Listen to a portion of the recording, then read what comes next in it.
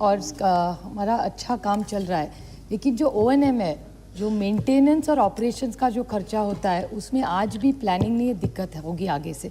इसके बारे में आपके फंडिंग में कुछ सोचा है क्या? जस्ट लिमिटेड टू O&M अभी काम तो के लिए इसमें पैसा महिलाओं को प्रबंध दिया है, ये सबसे बड़ी बात है। Just specific O&M, operations and maintenance का खर्चा। Thank you. माननीय अध्यक्ष महोदय, O&M को लेकर के पहले भी सदस्य ने चिंता जाहिर की थी। जैसा मैंने बार बार कहा है, अनेक अवसरों पर कहा है कि राज्य का विषय होने के नाते प्राथमिक रूप से ये प्रबंधन करना, इस पर विचार करना, ये राज्य सरकारों का विषय है। लेकिन सामान्यतः स्कीम्स को, क्योंकि जल जीवन मिशन में हमने सारी स्कीम्स को इस दृष्टि से बनाया कि आने वाले 30 साल तक वो स्कीम्स कारगर रहें।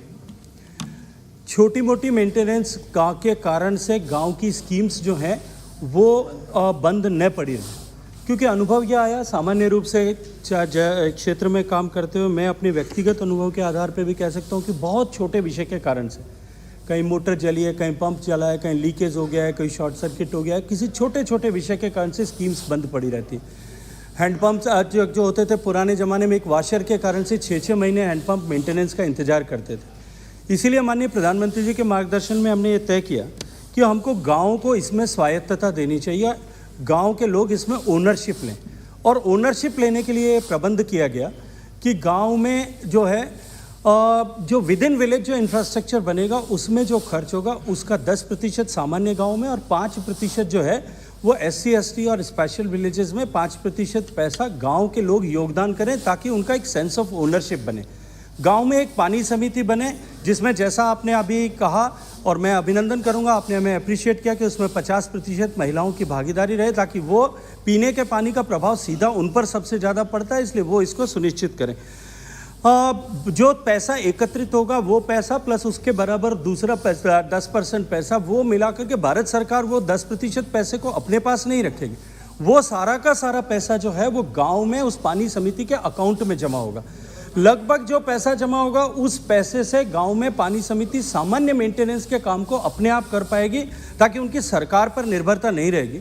लेकिन उसके अतिरिक्त यदि कोई और बड़ी आवश्यकता होती है तो निश्चित रूप से राज्य सरकारों को आने वाले समय में अपने विषय को लेकर के इसमें प्रबंध करना चाहिए। क्योंकि पिछले प्रश्न के उत्तर में माननीय राज्य मंत्री जी ने प्रश्न का उत्तर दिया था, संयोग से जो अभी प्रश्न पूछा है माननीय सदस्य भी उसी प्रांत से आती हैं। मैं आग्रह करूँगा कि महाराष्ट्र की सरकार को मैं उनसे कहूंगा कि वो अपनी सरकार से चर्चा करें। इस बार महाराष्ट्र सरकार के पास में ओपनिंग बैलेंस 268 करोड़ रुपए था। माननीय अध्यक्ष महोदय, हमने 7064 करोड़ रुपए का उनको इस बार एलोकेशन किया था।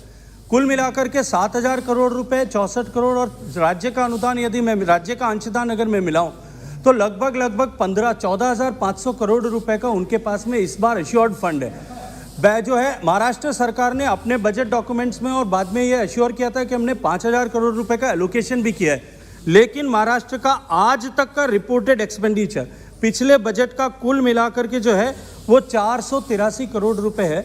14,500 करोड़ रुपए के सामने अगर 483 करोड़ रुपए खर्च होगा, और इस महत्वपूर्ण प्रोग्राम में अगर महाराष्ट्र जैसा प्रदेश जिसमें अनेक क्षेत्र ऐसे हैं जहां पीने के पानी की उपलब्धता नहीं है, लोग संकट में हैं,